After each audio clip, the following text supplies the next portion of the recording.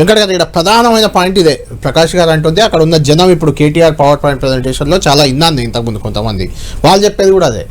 ముందు శుద్ధీకరణ చేయకుండా, నీటిలో కంపు బయటకు రాకుండా, నీటి బౌండరీస్ నిర్ణయించకుండా, మూసీ నదిని ఎంత విస్తీర్ణం ఎలా చేయాలి దాని బౌండరీస్ ప్లాన్ చేయకుండా డైరెక్ట్ ఇల్లు కూల్చివేతకు దిగుతున్నారు. చాలరఘాట్లో 300 ఇల్లు ఇప్పటికే గతంలోనే కూల్చేశాను హైడ్రా.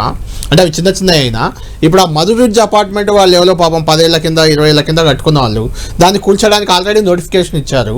అంటే వెనుక నుంచి ముందుకు వస్తున్నారా, ముందు నుంచి వెనక్కిపోతున్నారా ఈ విషయంలో అనేది ఒక చర్చ. అలా ముందు మీకు అదేవిధంగా 10TV ప్రేక్షకులకి అదేవిధంగా ప్రకాశానికి అందరూ కూడా వెరీ గుడ్ ఈవినింగ్.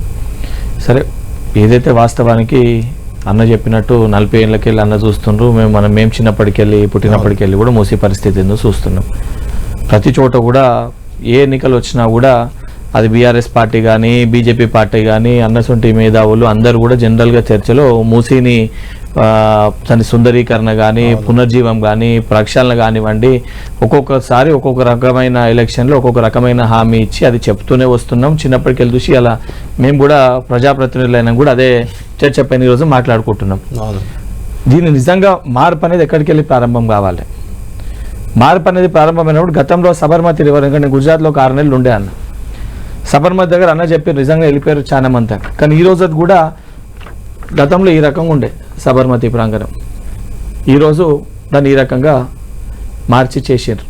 ఆడ ప్రజలు నిజంగా సబర్మతి అయినప్పుడు కూడా చాలా సరే మేమంటే విన్నవి కానీ అన్నవాళ్ళు సొంతలు చూసి ఉంటారు ఆడెంత రిస్ట్రైన్ అయింది, ఎంత ఇబ్బందులు అయినాయి. సరే ఆ రోజు కూడా ఆ పరిస్థితుల్లో దాని ప్రకారంగా చేయాల్సిందే, చేయకపోతే ఇంకా తీవ్రమైన ఇబ్బందులు ఏర్పడే పరిస్థితి ఉంటుందని. ఇవాళ కరెక్టే అక్కడ మనం వాసనని తట్టుకోలేకపోతున్నాం. మనం చూస్తే చిన్నప్పుడు మేమున్నప్పుడు ట్యాంక్ బండ్ పక్కన మిలిటరీ ట్యాంకర్ ఉంటుండే, ఆడపై కనీసం నిల్చొని ఆడుకుంటుండే పిల్లలు. ఇలా వాసన ఎంత తీవ్రమైపోయిందంటే ఆడికి వెళ్ళలేని పరిస్థితి ఉంది. ఇప్పుడు కూడా రేపు పొద్దున మనం ఇదే స్టార్ట్ చేయకుండా ఏమైతుంది ఇది చేయాలి అది చేయాలని ఏది స్టార్ట్ చేయకుండా ఆలోచిస్తే రేపు పొద్దున అది ఎక్కువ బండి పోతే అలా కనీసం అద్దమన్నా దింపుకుంటున్నాం. ట్యాంక్ బండ్ పైకి వెళ్ళిపోతే సాయంత్రం పూటనన్నా మధ్యాహ్నం దింపుకునే పరిస్థితి లేదని సాయంత్రం అన్న కొంచెం దింపుకుంటే చల్లగాలి వస్తుంది దింపుకునే పరిస్థితి. రేపు పొద్దున అటు దిక్కెళ్ళి పోతే కూడా కనీసం అద్దం కాదు కొంచెం కింద బండ్ల పైన పోయే పరిస్థితి, అటువంటి పరిస్థితులు రానున్న రోజుల్లో వచ్చే పరిస్థితి ఉంటుందన్న ఉద్దేశంతో ఇదేది చేయాలన్న ఒక ఉద్దేశంతో ఒక దృఢ సంకల్పంతో ఒక పాజిటివ్ మైండ్ సెట్ తోటి ఏ రకంగా అయితే గతంలో హైడ్రా కూడా మనం తీసుకొచ్చినప్పుడు ఇట్లనే అన్నారు.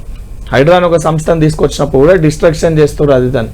చాలా మంది బీఆర్ఎస్ పార్టీ ఎమ్మెల్యేలు మాధవరం కృష్ణారావు సొంటోళ్ళు నల్ల చెరువు గురించి అసలు ఇది అది లేదు ఇది లేదన్నారు. దాని తర్వాత వారే మొన్న నల్ల చెరువు ఇనాగ్రేషన్ లో ఎంత స్పష్టంగా దానిపైన మాట్లాడారు మనం చూసినాం. అవన్నీ ఏది ఓల్డ్ సిటీలో ఏది చేస్తుందో ఓల్డ్ సిటీలో కూడా ఏ రకంగా బౌలి ఒకటి ఉన్నదాన్ని కూడా ఏ రకంగా రివైవ్ చేసిరో చూసినాం. సో ఏదన్నా కూడా ఒక ఇనిషియేటివ్ తీసుకున్నప్పుడు ఇదేదో కొత్తగా కాంగ్రెస్ పార్టీ రేవంత్ రెడ్డి గారు మాట్లాడుతుంది కాదు. Bharatiya Janata party last time వాళ్ళ ఎలక్షన్ మేనిఫెస్టోలో మూసీ సుందరీకరణ అని చెప్పి జిహెచ్ఎంసీ ఎలక్షన్ మేనిఫెస్టోలో భారతీయ జనతా పార్టీ పెట్టింది. దానికంటే ముందు అన్నకు కూడా తెలిసి ఉంటుంది బీఆర్ఎస్ పార్టీ కూడా వారి ఆ మేనిఫెస్టోలో నేను అంబర్పేటలో పుట్టి పెరిగిన అన్న. చిన్నప్పటికెళ్ళి కూడా అంబర్పేటలో అత్యధిక ప్రాంతం అంబర్పేట మలక్పేట ఈ ప్రాంతంలో ఈ మూసీ పరివాహక ప్రాంతం ఎక్కువ ఉంటుంది. చాలా దగ్గర కూడా ఇబ్బంది పడే పరిస్థితి ఉంటుంది. మొన్న కూడా వరదలు వచ్చినప్పుడు ముఖాల వరకు వెళ్ళలేని పరిస్థితి ఉండలేని పరిస్థితి ఉంటే 3 రోజులు మనకు వాటర్ ఎక్కడ పోకుండా ఏ రకంగా ఇబ్బంది అయితే కూడా దాన్ని కూడా కొంతమంది ఆ రోజు రాజకీయం చేసే ప్రయత్నం చేశారు. మనం ఆ రోజు కేంద్ర మంత్రి కిషన్ రెడ్డి సొంటోళ్ళు ఆ మూసీ పరివాహక ప్రాంతాలకు వెళ్ళి నిద్ర చేసి సాక్స్ వేసుకొని ఆడేదని అవుతుందా అని చెప్పి సాక్స్ వేసుకొని పండుకునే పరిస్థితి ఉందంటే సిచ్యువేషన్ ఎంత దారుణంగా ఉందో మనం చాలా స్పష్టంగా చూడొచ్చు. ఎందుకనంటే ఆ రోజు ఫ్లడ్స్ వచ్చినప్పుడు అంబర్పేటలో సిచ్యువేషన్ ఇది, నేను స్వయంగా వెళ్ళినాను అక్కడికి. సో ఇవన్నిటిని కూడా మార్చాలి ఏదో రకంగా చేయాలని చెప్పి సంతోషం. ప్రకాశ్ అన్న చెప్పినట్టు దాన్ని కొన్ని మార్పు